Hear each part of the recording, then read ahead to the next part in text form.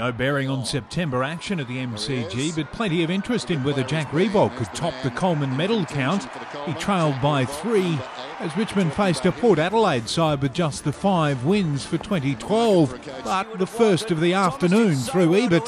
This will take a good kick and he's rolled it home. Well played, Port Adelaide. The Tigers quick to respond through tuck before McGuan took flight in the goal square. Oh, good mark. Taken by McGuan. No mistake from that range. The Port Adelaide were matching Richmond for intensity and on the scoreboard through Thomas. He should kick this.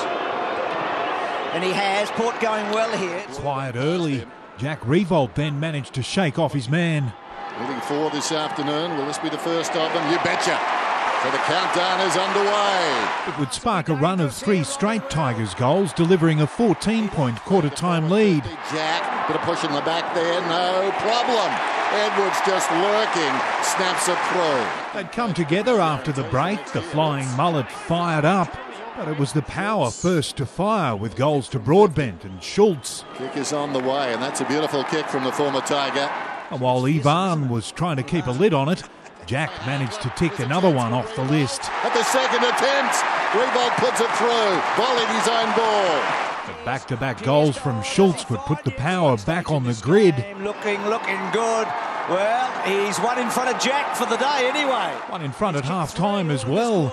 Tough for Tiger fans to stomach, but they kicked the first of the third term through Edwards before the power surged with goals to Broadbent and a double to Ebert. Check sides, a goal. He's kicked 3.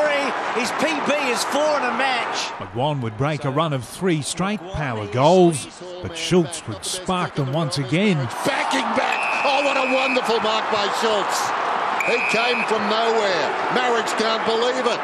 He'd have little trouble from there, and while McGuan would keep the Tigers in touch, at the other end, the other Ebert turned up with a double. This for the biggest lead of the match for either team, and he's drilled it home. But there was more in store from Jack. He'd mark in front to make it a triple dead heat for the Coleman, before being handed a free for the medal. But for once, it's the individual more than the team on this one kick to take the Coleman medal, and he's got it all on his own with 63. See, the players know too, don't they? Up by a kick heading into the final term, Port would goal first before the Tigers found Riewoldt once again. For Jack! Oh. Yes! That is a great mark. Jack proving a handful up forward as the Tigers snatched the momentum. A question of accuracy.